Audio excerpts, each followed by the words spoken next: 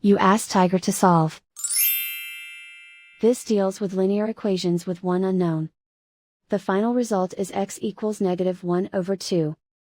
Let's solve it step by step. Group all x terms on the left side of the equation. Add 7x to both sides. Group like terms. Simplify the arithmetic. Group like terms.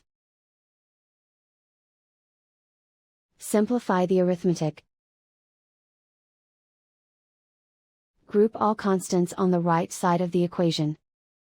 Subtract 9 from both sides. Simplify the arithmetic.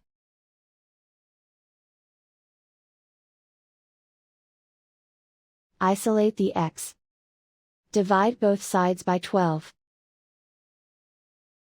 Simplify the fraction.